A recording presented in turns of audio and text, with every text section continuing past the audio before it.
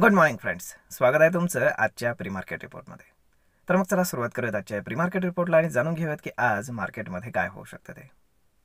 मित्रांनो, काल आपण मार्केटमध्ये पाहिलं की महायुतीला फार चांगलं यश मिळाल्यामुळे मार्केट ऑलमोस्ट 350 पॉईंटच्या आसपास गॅप अप ओपन झालं होतं आणि मग त्यानंतर मार्केट खूप वरती जाऊन पुन्हा तिथे हाय बनवून खाली आलं आणि त्यानंतर दिवसभर मार्केट सेलिंग प्रेशरमध्येच ट्रेड करत होतं. परंतु आपण म्हणू शकतो की त्याला ऑलमोस्ट त्यानंतरही थोडंसं 100-150 पॉईंट खाली येऊन मार्केट बंद झालेलं आहे.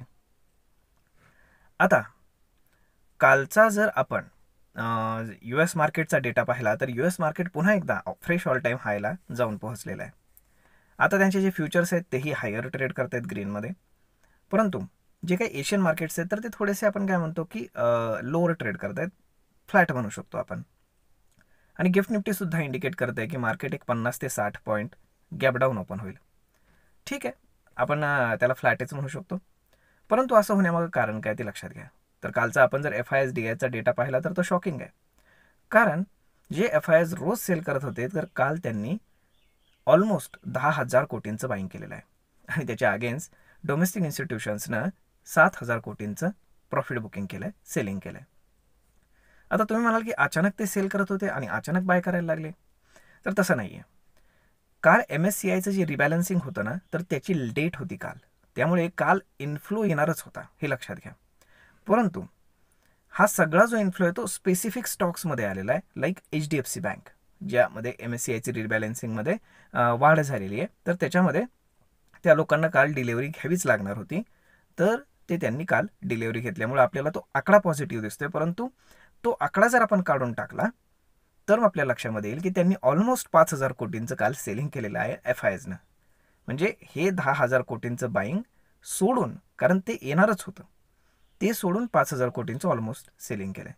आणि डोमेस्टिक इन्स्टिट्यूशन्सनं काय केलं आहे, जे शेअर्स त्यांना हवे होते HDFC बँक आणि अदर कंपनीचे MSCI रिबॅलन्सिंगसाठी, तर ते डोमेस्टिक इन्स्टिट्यूशन्सनं त्यांना विकले. कारण एवढ्या मोठ्या प्रमाणामध्ये मार्केटमध्ये shares at a time available नसतात, तर ते मोठ्या सेलरकडनंच घ्यावे लागतात हे लक्षात घ्या. त्यामुळे आपल्याला असं दिसतंय की काल नेट टू नेट दोघेही सेलर्स होते, तरीही मार्केटनं थोडंसं सस्टेन केलं. ठीक आहे, तर आता आपण जर पाहिलं तर बॉटमपासनं मार्केटने ऑलमोस्ट 1,000 पॉईंटच्या आसपास रॅली केलेली आहे. आणि ज्या दिवशी मार्केट 500-600 पॉईंटवर गेलं होतं तर ते प्युअर शॉर्ट कव्हरिंग होतं, कारण त्याच्यामध्ये आपण जर पाहिलं तर फार काही बाईंग सेलिंग झालेलं नव्हतं, फार काही व्हॉल्यूम नव्हता, तरीही मार्केट वर गेलं होतं. आता सगळ्यात महत्त्वाची गोष्ट काय, तर आता इथून पुढे काय होऊ शकतं हे लक्षात घ्या. तर आता मार्केटनं कन्सॉलिडेट करणं गरजेचं आहे, अदरवाईज ही रॅली टिकणार नाही हे लक्षात घ्या. आता आपण जर कॉल साईडला जर पाहिलं तर 24,300ला सगळ्यात जास्त कॉल रेटिंग झालेलं आहे, त्यानंतर 24,200लाही झालं आहे आणि 24,500लाही झालेलं आहे. त्यानंतर डाऊन साईडला जर आपण पुट रायटिंग पाहिलं तर 24,000 आणि त्याच्या खाली 23,800 23,500 या साईडला भरपूर सारं पुट रायटिंग झालेलं आहे. म्हणजेच काय, आता मार्केटला काही दिवस आहे ना चॉपी करण्याचा प्रयत्न केला जाईल, एका रेंजमध्ये ठेवण्याचा प्रयत्न केला जाईल. हायर साईडला 23,300 जो कालचा हाय होता तो पकडून झाला, त्यानंतर डाऊन साईडला 24,000.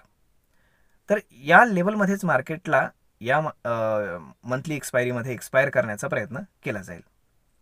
कारण पुन्हा एकदा शॉर्ट कव्हरिंग होण्यासाठी एवढ्या हेवी पोझिशन्स मार्केटमध्ये अवेलेबल नाही आहेत की मार्केट पुन्हा एकदा शॉर्ट कव्हरिंग करून 24,500 ब्रेक करून अगदी 25,000पर्यंत जाईल. त्यामुळे फार काही असं चिंता करण्यासारखं नाही आहे, हेही लक्षात ठेवा. आता जर आपण सगळ्या गोष्टी जर पाहिल्या तर एकंदर सगळं व्यवस्थित आहे, परंतु आपल्या मार्केटमध्ये कन्सॉलिडेशन हे होणं गरजेचं आहे हे लक्षात घ्या. तरच काय होईल की मार्केटमध्ये जो हाय बनलेला आहे आत्ता तात्पुरता, तर तो थोडासा रिट्रेस होऊन त्यानंतर एक रिअल बाईंग सुरू होईल आणि मग त्यानंतर मार्केट आपल्याला हळूहळू वरती जाताना दिसेल. कारण तुम्ही पहा, जेव्हाही मार्केट पडतं तेव्हा एका फ्री फॉलमध्ये पडत असतं, रेड कॅन्डलवरती रेड कॅन्डल बनत असतात, परंतु जेव्हा मार्केट वर जातं तेव्हा रोज बाईंग होणं अशक्य असतं, कारण त्याला तेवढे पैसे इम्पोज करावे लागतात. तर ते सगळं होण्यासाठी त्याला थोडा वेळ लागत असतो, म्हणजे मार्केटला वर जाण्यासाठी थोडा वेळ लागतो, परंतु खाली येण्यासाठी फार वेळ लागत नाही, हे आपल्याला म्हणजे आजपर्यंतच्या हिस्ट्रीवरनं नेहमीच पाहायला मिळतं.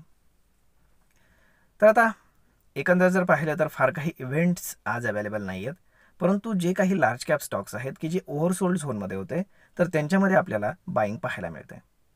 आता FIs खरंच आता बाईंग करायला सुरुवात करणार आहेत का, हे जर पाहायचं असेल तर 1-2 दिवस थांबावं लागेल.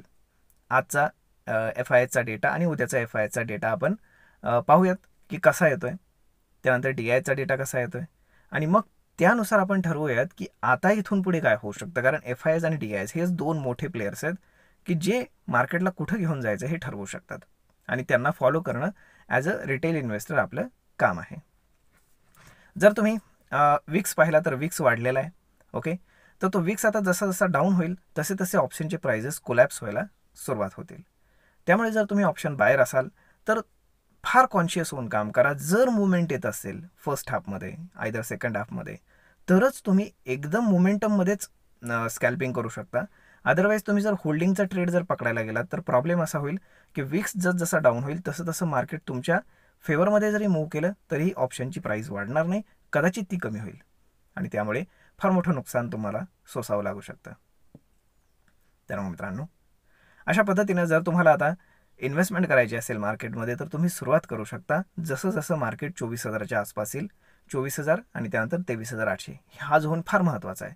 इथनं मार्केट एकदम शार्पली बाउन्स बॅक करू शकतं आणि त्यानंतर मग हळूहळू मार्केट वरतीच जाऊ शकतं. त्यामुळे जे आता बजेट येणार आहे तर त्या बजेटचं प्री बाईंग आता हळूहळू सुरू होईल आणि ह्यावेळेस महायुतीला चांगलं यश मिळाल्यामुळे केपेक्समध्ये चांगली वाढ होईल. म्हणजेच काय की इन्फ्रास्ट्रक्चर आणि बाकीच्या ज्या काही गोष्टी गव्हर्नमेंटला करायचं तर त्या पॉलिसीवरती जास्त पैसे खर्च आता केले जाऊ शकतात आणि बाकीचे जे नॉन इकॉनॉमिकल इश्यूज आहेत जसं की अदानी हे ते बाकीच्या ज्या काही गोष्टी आहेत तर त्यांना एवढं महत्त्व पार्लमेंटमध्ये राहणार नाही कारण विरोधी पक्ष आता कमजोर झालेला आहे. त्यामुळे आपण म्हणू शकतो की काल L&T त्याच्यामुळेच फार मोठ्या प्रमाणामध्ये आपल्याला वाढलेला पाहायला मिळाला, ऑलमोस्ट 4%. त्यामुळे असे जे काही ज्याच्या गव्हर्नमेंटच्या पॉलिसीचा फायदा ज्या कंपन्यांना होणार आहे तर त्या कंपन्यांमध्ये आपल्याला आता हळूहळू बाईंग पाहायला मिळेल. तर त्याप्रमाणे तुम्ही तुमचे ट्रेड्स प्लॅन करा, तुमच्या इन्व्हेस्टमेंट्स प्लॅन करा. हळूहळू तुम्ही आता तुमच्या कामाला लागू शकता. आय होप तुम्हाला हा व्हिडिओ, ही माहिती नक्कीच ट्रेड आणि इन्व्हेस्टमेंट करण्यासाठी उपयोगी पडत असेल. आणि जर तुम्ही स्टॉक मार्केटमध्ये अजूनही नवीन असाल तर डिस्क्रिप्शनमध्ये लिंक आहे, त्यावरती क्लिक करून तुम्ही आजच आपलं free of cost demat account open करा. तर मग भेटूयात पुढच्या एका नवीन व्हिडिओमध्ये. तोपर्यंत तुम्ही व्हिडिओला लाईक, शेअर आणि कमेंट करायला विसरू नका. धन्यवाद.